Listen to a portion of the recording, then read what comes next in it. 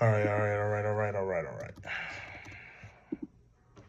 So before taking PED 2302, my idea of obesity was honest, kind of a surface level, you know what I mean?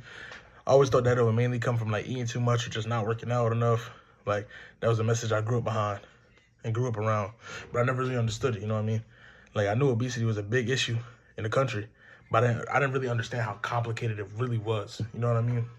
Like I got family members who have struggled around this, like with their weight and stuff like this, but I personally saw how much people judge others, you know what I mean? Even when they're trying to do better, like trying to get in the gym, all that other stuff. People will post comments, people look at people, crack jokes, all that. And I used to watch shows like The Biggest Loser, and I thought it was like a little bit motivating, but like, now I've learned more. And like I see how more about entertainment than people actually helping people.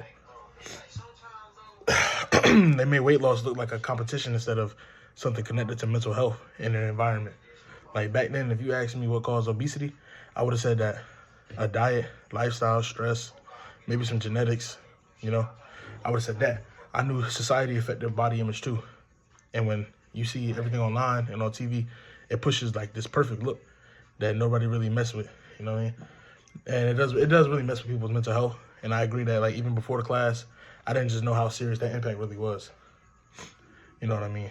Like, so when I started watching like the video, speaking frankly, fat shaming really opened a lot of things up to me. Like the documentary follows different people and different experiences about weight, health, stigma. One of the first things I saw them talk about was like body positivity, you know what I mean? And that type of movement, which basically encourages people to accept their bodies for like the way that they are and stop letting shame control their lives, control how they live, control how they move. It's about representation. It's about representation too. You know what I mean? You can also see like bodies that look like others in other media, you know what I mean? Like, but the documentary though, it gives several perspectives. And one of them is from Dr.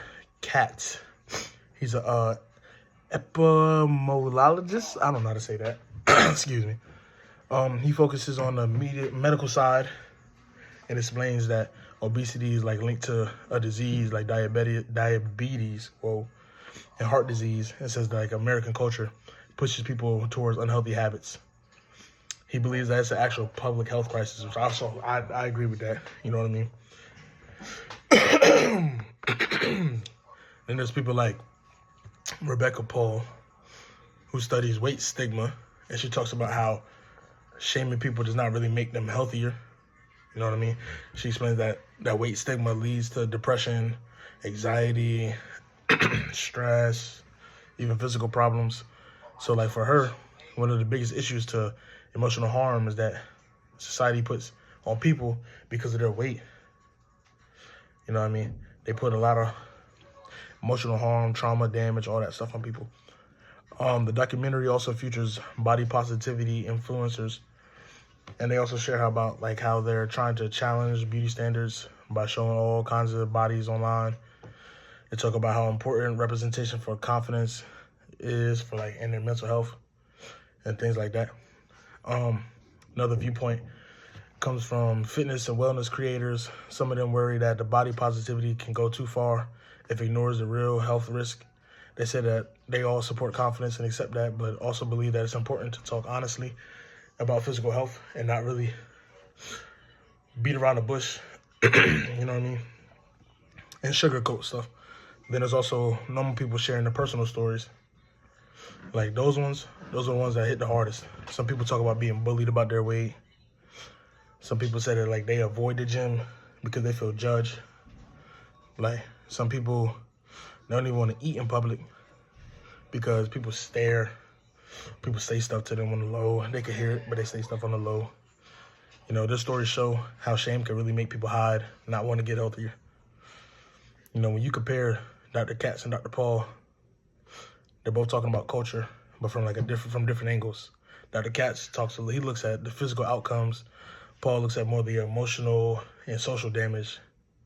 Like for me, I agree more with Dr. Paul because I feel like if somebody's ashamed or stressed or hurt mentally, it can almost be like impossible for them to focus on health and focus on what they're doing, focus on getting better. You know what I mean? Like mental health and physical health are connected. You can't fix one while ignoring the other. And And after taking PED2302, though my perspective grew even more, I started realizing obesity is not just a personal choice, you know what I mean? It's shaped by your social class, things like gender, race, just like the environments people are stuck in. Like, in the social class unit, we talked about habiticus, which is like habits and lifestyles and patterns that you grow up and grew around.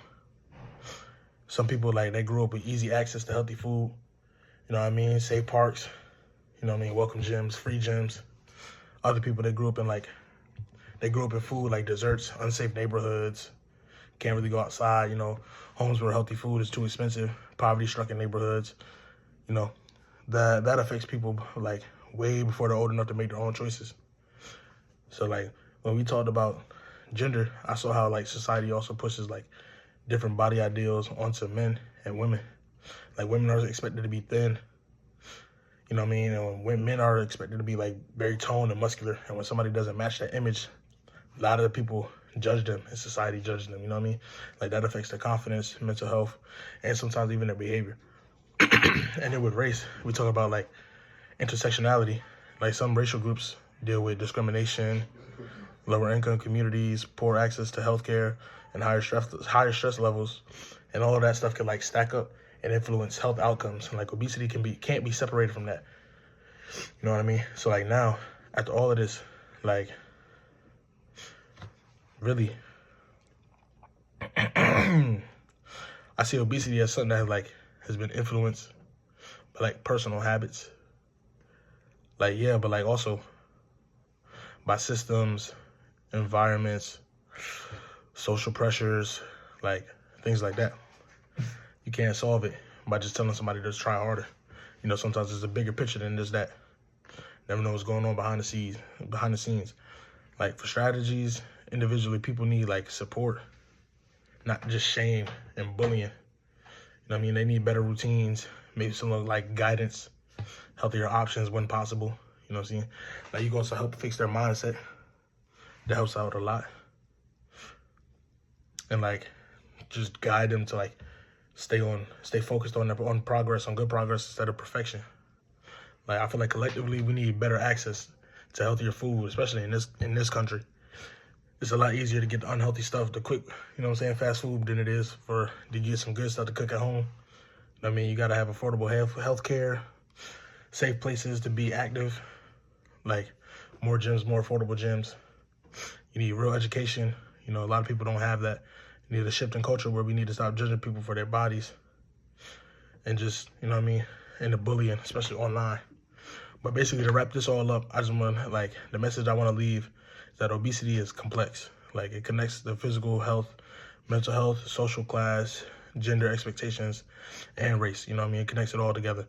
And we were going to talk about how, in a helpful way, we need empathy instead of shaming. You know what I mean? People deserve respect, no matter how much their size, what they look like.